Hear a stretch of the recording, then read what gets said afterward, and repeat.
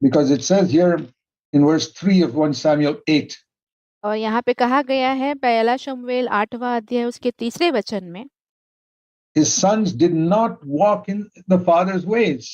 परंतु उसके पुत्र उसकी राह पर ना चले, They turned aside after dishonest gain. In other words, they took bribes, verse 3, and they favored the guy who gave them a bribe. और 3 वाक्य में हम देखते अर्थात वे लालच में आकर घूस लेते और न्याय बिगाड़ते थे। इसका मतलब ये हुआ कि यदि कोई उन्हें घूस देता तो वो घूस लेते और उनका पक्ष लेते। Just like in many corrupt courts, जैसे कि बहुत सारे जो भ्रष्ट जो न्यायालयों में होता है वैसा ही judges do. This is Samuel. जहाँ पे न्यायाधीश ऐसे ही करते हैं घूस लेके, तो यहाँ पे हम शमूएल को देखते हैं, Sons. उसके पुत्रों को देखते हैं। Remember, Samuel was the one who rebuked, whom the Lord said to rebuke Eli. याद कीजिए कि शमूएल ही वो व्यक्ति था जिसको परमेश्वर ने चुना था कि वो एली को डांटे, उसको बताए। For the way Eli brought up his sons. जिस तरीके से एली ने अपने बच्चों की परवरिश की है उसके बारे में बताएं। And that shows that you can correct somebody else and not correct your own children. ये दिखाता है कि आप किसी और को सुधार सकते हैं परंतु अपने आप के बच्चों को सुधारना भूल जाते हैं। Samuel is a classic example of that. और शमूएल जो है उसका सबसे श्रेष्ठ उदाहरण है। And even though he was a great prophet, भले ही वो बहुत बड़ा भविष्यवक्ता था फिर भी, and there are many anointed people whose children are wayward. ऐसे बहुत सारे अभिषिक्तों के बच्चे हैं जो कि बहुत भटक गए हैं। And in the New Testament, in the Old Testament, it was not such a big thing. पर पुरानी वाचा में या पुराने करार में ये बड़ी बात तो नहीं थी, Because the family behavior did not disqualify you from being a prophet. क्योंकि अपने परिवार का जो भी स्वभाव है वो आपको एक भविष्यवक्ता या नबी बनने से आपको जो है अयोग्य नहीं बनाता था। But in 1 Timothy 3, it says, in Titus chapter 1, it says, if a man's children are not believers, he's totally unfit to serve God. He's totally unfit to be an elder. परंतु पहला तीमुथियुस उसके 3 अध्याय में और तीतुस उसके पहले अध्याय में कहा गया है कि यदि कोई मनुष्य के जो संतान है वे विश्वासी नहीं है तो वो परमेश्वर की सेवा करने या एक कलीसिया का अगुवा बनने के बिल्कुल योग्य नहीं है। It's very, very much more strict in the new covenant. नई वाचा में हम देखते हैं कि इस बात को लेकर बहुत ज्यादा सख्ती बरती गई है। Now that word is not followed by most churches. अधिकतर कलीसियाओं के द्वारा इस वचन का पालन नहीं किया जाता है, Because most of the pastors would have to resign if you followed that rule. यदि इस नियम का पालन किया गया तो अधिकतर पासबानों को जो है इस्तीफा देना पड़ेगा। And they completely ignore scripture. यहाँ पे वे वचन को बिल्कुल नजरअंदाज कर देते हैं। It's one of the major areas where I've seen ये एक ऐसा बहुत बड़ा क्षेत्र है जहाँ पे मैं देखता हूँ कि the churches completely ignore scripture, which says if your children are going astray, you have no right to be a pastor or leader. जहाँ पे अधिकतर कलीसिया जो है बिल्कुल इस वचन को नजरअंदाज कर देती है, जहाँ पे ये कहा गया है कि यदि आपके बच्चे जो है भटक चुके हैं तो एक कलीसिया का अगुवा या पासबान बनने के आप बिल्कुल योग्य नहीं हैं। Imagine how many churches would have to remove their pastors. कल्पना कर देखिए कि ऐसा होता तो कितने कलीसिया को अपने पासबानों को जो है उनके स्थान से हटाना पड़ता। But they don't care for the word of God in 1 Timothy 3 or in Titus chapter 1. परंतु वो परमेश्वर के वचन का बिल्कुल परवाह नहीं करते हैं, जो कि है पहला तीमुथियुस उसके 3 अध्याय में और तीतुस उसके पहले अध्याय में।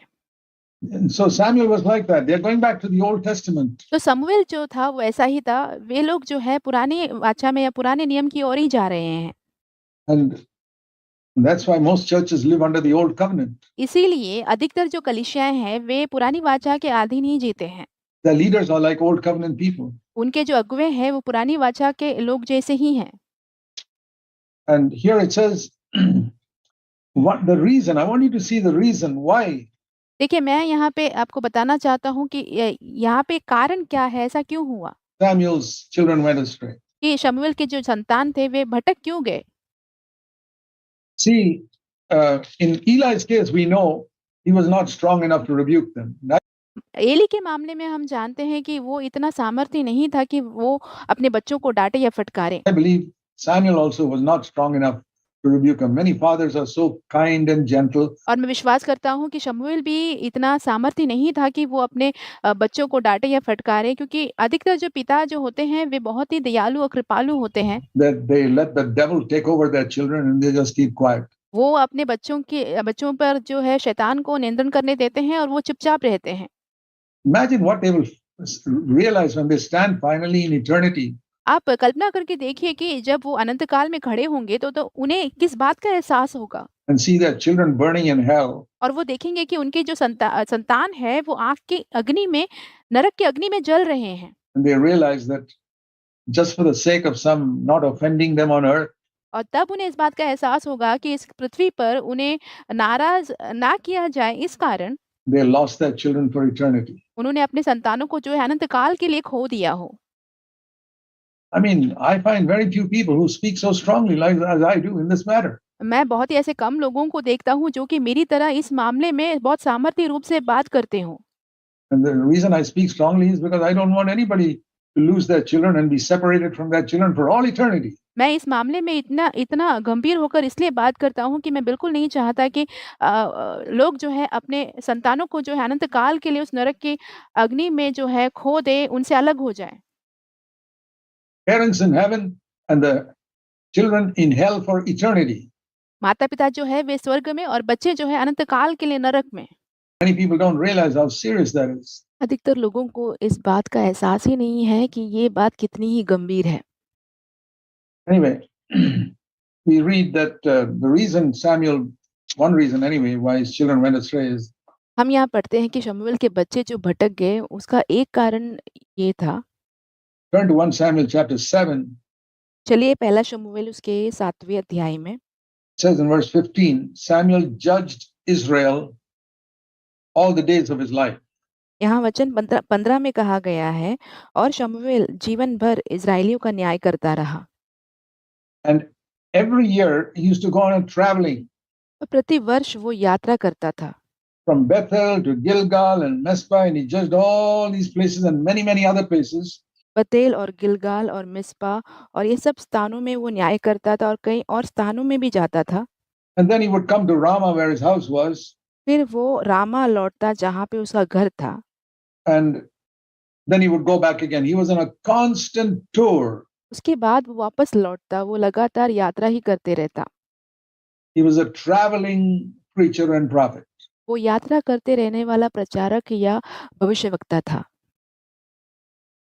And he neglected his own children. और उसने अपने बच्चों को ही नजरअंदाज कर दिया। There are many preachers who travel like that. ऐसे बहुत सारे प्रचारक हैं, इसी तरीके से ही यात्रा करते रहते हैं, Who neglect their own children. जो अपने खुद के बच्चों को नजरअंदाज कर देते हैं। And the next verse it says that his children went astray. So और उसके अगले वचन में कहा गया है कि उसके बच्चे जो हैं वो भटक गए। there's a connection there तो यहाँ पे एक संबंध हम देख पाते हैं between his constant traveling and his children not, chapter 8 verse 3, not walking in his ways. उसके लगातार यात्रा करने के बीच और उसके बच्चों का उसके राहों पर ना चलने के बीच के एक संबंध को हम देखते हैं 8वें अध्याय के 3रे वचन में। So coming back to chapter 2, हम वापस लौटते हैं अध्याय 2 में। the Lord said to Eli, प्रभु ने एली से कहा, because you honored chapter 2 verse 29, अध्याय 2 उसका 29वां वचन, you honored your sons more than me. तुमने अपने पुत्रों को मुझसे अधिक आदर दिया। I want to ask you, dear brothers and sisters, मेरे प्रिय भाइयों बहनों, मैं आपसे पूछना चाहता हूँ, do you honor anyone in your family more than the Lord? क्या आपके घर में ऐसा कोई भी व्यक्ति है जिसको आप प्रभु से बढ़कर आदर देते हैं? Do you see your wife doing something wrong and you never say anything because it might hurt her? आप देखते हैं कि आपकी पत्नी कुछ गलत कर रही है और आप उन्हें कुछ कहते नहीं हैं क्योंकि आपको लगता है कि आपका ऐसा करने से उसे ठेस पहुंच सकती है, इसलिए। Leading the children in a wrong way, the way your wife is doing something or the way your husband is doing something. आपकी पत्नी जो है कोई काम को इस तरीके से कर रही है, या तो फिर आपके पति जो हैं एक काम को इस तरीके से कर रहे हैं जिसके द्वारा आपके बच्चे जो हैं गलत मार्ग की ओर अगुवाई किए जा रहे हैं। But you say, well, it's not so serious. पर आप कहते हैं कि नहीं, ये तो इतना गंभीर तो नहीं है। Yeah, you keep saying that. One day your children will be in hell. आप ऐसे ही कहते रहिए तो एक दिन आपके जो बच्चे हैं वो नरक में होंगे। It's not so serious. It doesn't matter. It doesn't matter. ये इतना गंभीर तो नहीं है, इससे कोई फ़र्क नहीं पड़ता। There are so many older people today. I come across so many of them मैं आज बहुत सारे ऐसे बुज़ुर्ग लोगों से मिलता हूँ, whose children are gone astray जिनके बच्चे भटक गए हैं and they wish they had been a little more strict with them. और वो ऐसे चाहते हैं कि जब उनके बच्चे छोटे थे तो उनके साथ वो स सब थोड़ा ज़्यादा और सख्ती बरतते तो कितना अच्छा होता। When they were younger. If your children are only 1 or 2 years old, you're lucky. यदि आपके बच्चे जो हैं 1 या 2 बरस के ही हैं, तो आप बहुत ज़्यादा भाग्यशाली हैं To be able to hear this message. कि आप इस संदेश को अभी सुन पा रहे हैं। Because that's the age when you got to start working with them. क्योंकि यही वो उम्र होती है जहाँ पे आपको उन पर काम करना शुरू करना होता है। They got to recognize the importance of submitting to authority. उन्हें एक अधिकार के अधीन होने की जो महत्वपूर्णता है, उसकी पहचान होनी चाहिए। What is the cause of the first? What brought sin into the universe right at the beginning? It was not Adam and Eve disobeying God. सबसे शुरुआत में इस विश्व में पाप कैसे आया? वो आदम और हव्वा के परमेश्वर के खिलाफ जो अनाज्ञाकारिता था, उसके द्वारा नहीं हुआ। You have to understand the origin of sin. आपको पाप की शुरुआत को समझना है। The origin of sin was the highest angel who's known as Lucifer. We don't know his real name. तो जो सबसे पहला जो पाप था, वो एक बड़ा स्वर्गदूत था जिसका नाम लूसीफर है, जिसका असली असली नाम हम नहीं जानते हैं।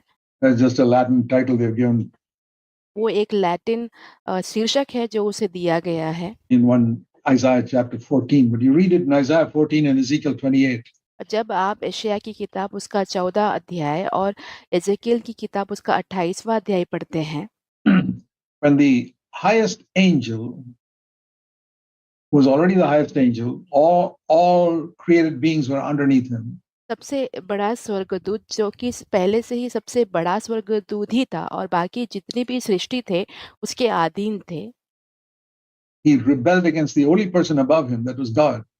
और एक ही व्यक्ति जो उसके ऊपर था वो परमेश्वर था और उसके प्रति उसके खिलाफ उसने बलवा किया। Rebellion against authority अधिकार के खिलाफ बलवा करना was the first sin in the universe. ये विश्व का सबसे पहला पाप था। And when, by the way, in Ezekiel 28, it says the first inhabitant of the Garden of Eden was not Adam. Ezekiel किताब उसके 28वें अध्याय में कहा गया है कि एदन की वाटिका में सबसे पहले रहने वाला व्यक्ति जो था वो आदम नहीं था, शैतान था। It was this highest angel, Lucifer. ये जो सबसे बड़ा स्वर्गदूत लूसीफर था वो था। It says that in Ezekiel 28. You take time to read it. When you were in आप समय लेकर पढ़ के देखिए, एजेकियल के 28वें अध्याय में लिखा हुआ है the ये। Garden of Eden, God tells this angel, और परमेश्वर इस स्वर्गदूत से तब बात करते हैं जबकि वो ईदन की वाटिका में था। so that's where he was. And then he was cast out from there वहीं पर था वो और उसे वहां से बाहर निकाला गया। from the third heaven to the second heavens, तीसरे स्वर्ग से दूसरे स्वर्ग में रखा गया, where he is now. We read about battling with people in the heavenlies. That's जहाँ पे अब वो है। अब वो स्वर्गीय स्थानों पे लोगों के साथ लड़ते रहता है। where Satan is. He was cast out from there. He had access to Eden. और उसे वहां से बाहर निकाला गया शैतान को, और उसे ईदन की वाटिका जो कि पृथ्वी पर थी वहां पे आने जाने की वहां पे वो आ जा सकता था। On earth. But when he saw somebody else replacing him in Eden, that is Adam and Eve, जब उसने देखा कि आदम और हव्वा जो है उसको ईदन की वाटिका में उसके बदले वहां पे आके रहने वाले हैं, he was determined to get them also out of Eden. उसने इस बात का निश्चय कर लिया था कि वो उन्हें भी वहां से बाहर निकलवा के रहेगा। And he succeeded. और वो सफल भी हुआ। How did he succeed? with the same sin that he himself committed. वो कैसे सफल हुआ? उसी पाप के द्वारा जो कि उसने स्वयं ने किया हुआ था। Don't just think it is a matter of eating something God had forbidden. ऐसे मत सोचिए कि ये एक ऐसा मामला है जहाँ पे परमेश्वर ने कुछ करने को मना किया था, कोई फल को खाने को मना किया था और उन्होंने खा लिया हो। That is the elementary way of people read it. लोग प्राथमिक रूप से ऐसे ही पढ़ते हैं उसे। It was the same sin that Lucifer committed, Lucifer ने जो पाप किया था, वही पाप था वो। rebellion against authority. एक अधिकार के खिलाफ बलवा करना।